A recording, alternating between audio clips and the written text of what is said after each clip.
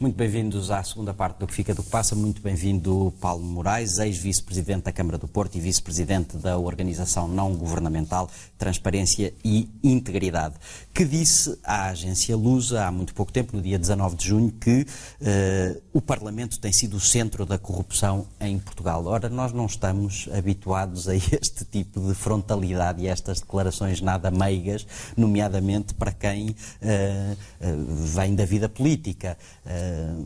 O que é que o leva a ter esta certeza tão forte que lhe permite fazer uma afirmação tão contundente? Muito obrigado pelo convite. A afirmação é contundente, mas mais grave é a realidade. O facto é que o Parlamento, neste momento, é uma grande central de negócios. Não passa disso. Dir-me-á, mas dos 230 deputados que lá estão todos a fazer negócio? Obviamente que não.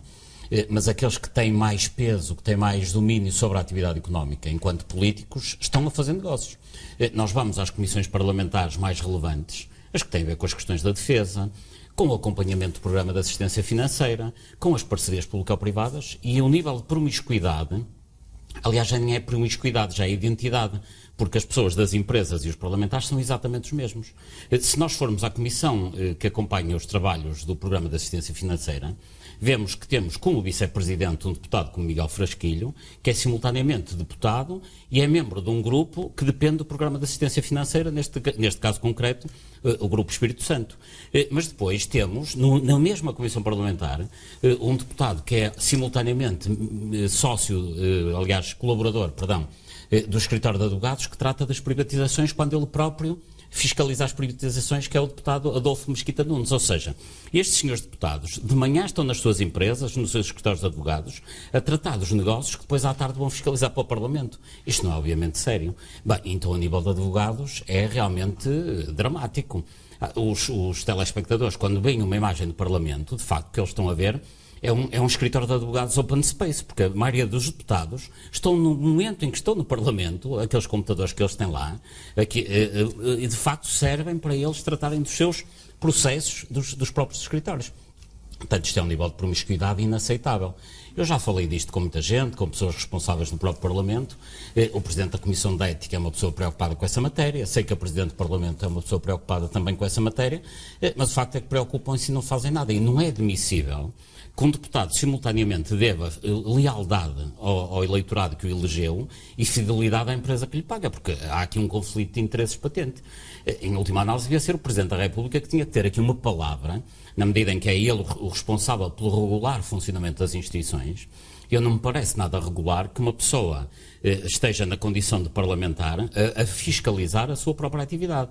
Mas atenção que a promiscuidade não é só no Parlamento. Nós vamos ao Banco de Portugal e no Conselho Consultivo do Banco de Portugal tem assento pessoas da banca privada. Em Portugal acontece o contrário. Nos outros países são os bancos centrais que supervisionam a banca privada.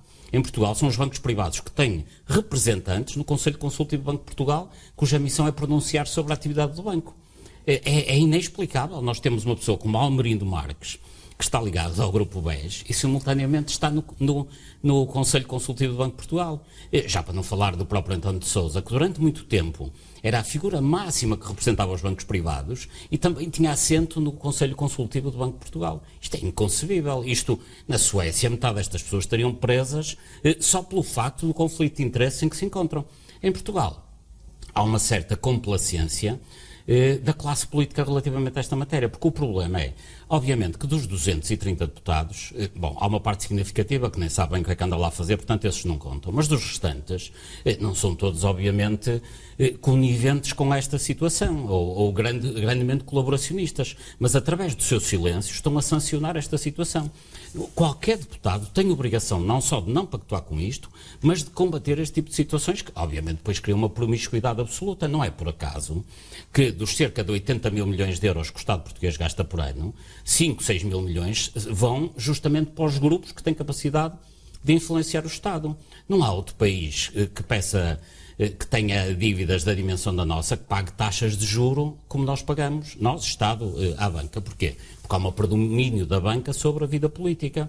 Nem há as parcerias público-privadas. Olha, veja, na comissão parlamentar que acompanha as parcerias público-privadas, há deputados que têm ligações ao setor imobiliário, portanto, são parceiros de setor dos principais atores que são justamente os detentores e os concessionários das PPPs. Isto é inconcebível. Porquê é que isso acontece, na sua opinião? Tem dedicado muito tempo a pensar sobre este assunto. É a lei portuguesa que permite esta promiscuidade de que fala, ou a lei é boa, mas não é cumprida? Não, a lei é má. A legislação nestas matérias, no geral, padece de 3 defeitos, que é, tem muitas regras para ninguém perceber nada, tem muitas exceções justamente para proteger os amigos e, pior que tudo, nas áreas com maior dimensão económica, na atividade económica, a legislação confere um enorme poder discricionário a quem aplica a lei. E o poder discricionário é, obviamente, fonte de toda a corrupção. Tem falado também de uns alçapões que os grandes escritórios que produzem essas legislações deixam uns alçapões que depois, mais tarde, nas suas palavras, vendem.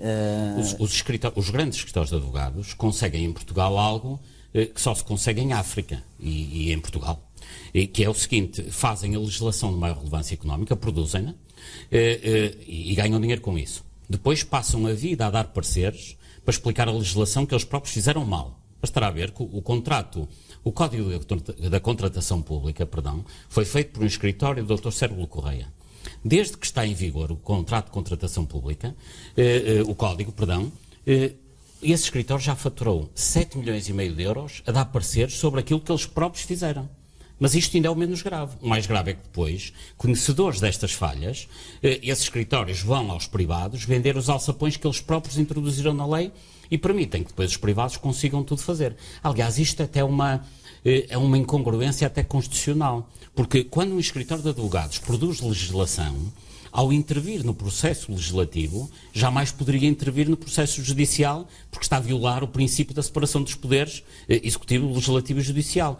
E em Portugal permite-se, inconstitucionalmente, que escritórios de advogados intervenham simultaneamente no processo legislativo e depois vão à barra dos tribunais dirimir e litigar em função das leis que eles próprios fizeram. Isto, obviamente, não é sério, é inconstitucional. E o Presidente da República parece ignorar todas estas situações. Já tentou chegar à fala com o Presidente da República, sensibilizá-lo para esta questão? Não.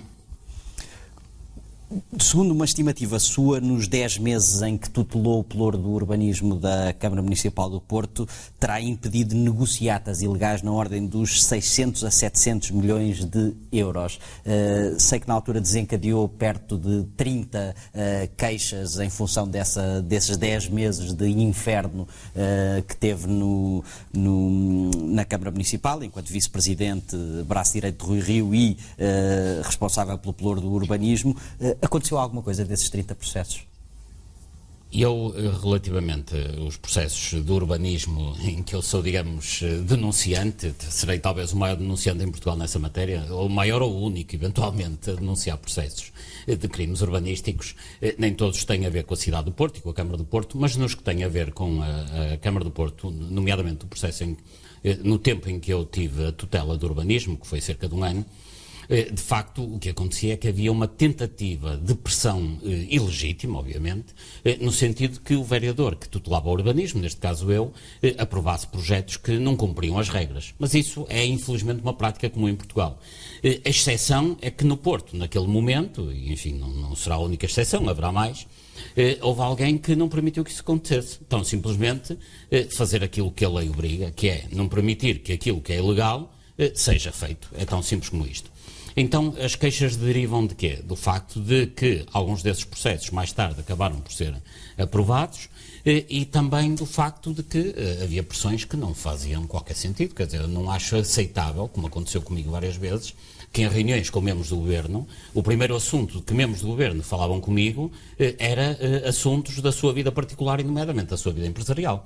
Quem representa os cidadãos do Porto numa reunião com o Governo tem que articular nessas reuniões assuntos que digam respeito ao país ou à cidade do Porto, ponto final, e, portanto, não faz sentido que isso aconteça. Ou seja, resumindo, quer o poder político, quer o poder judicial são coniventes conviventes com este panorama? O Poder Judicial, enfim, não funciona, como, enfim, não será novidade para os cidadãos que nos ouvem e veem que o Poder Judicial em Portugal não funciona, mas não funciona por várias razões. Por um lado, há falta de vontade muitas das vezes, mas mesmo quando há vontade, de facto, o emaranhado legislativo leva a que muitos processos acabem por ser arquivados. Eu conto-lhe só uma situação muito rapidamente.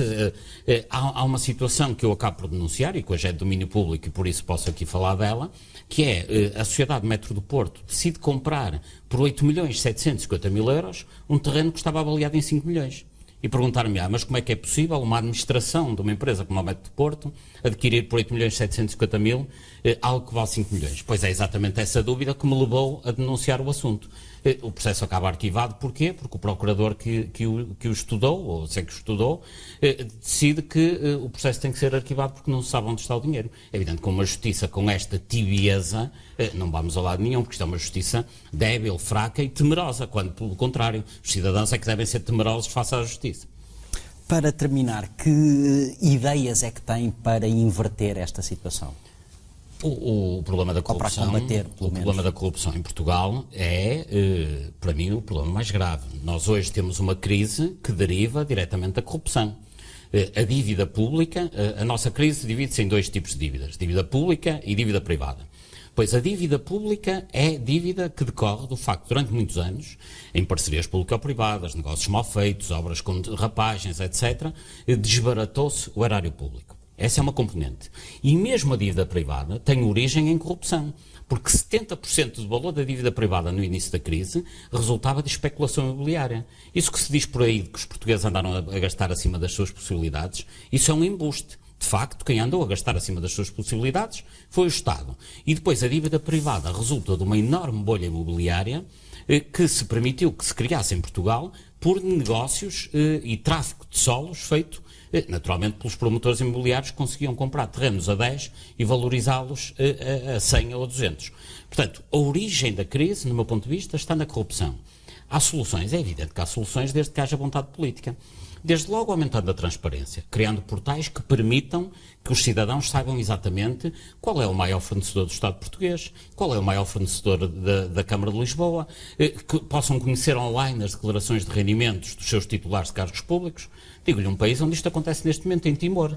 Não é por acaso que em Timor há um ótimo portal da transparência e a Ministra da Justiça foi condenada a 5 anos de prisão. Isso era impensável em Portugal. Alguma vez em Portugal se prendia o Ministro da Justiça. Isso é impensável. Portanto, aumento da transparência, acho que é fundamental, simplificação legislativa, atuação dos tribunais e, sobretudo, julgo que era a grande medida, e penso que há alguma sensibilidade de alguns atores da política nesse sentido, o Estado começar a recuperar os ativos que lhe são roubados pela via da corrupção.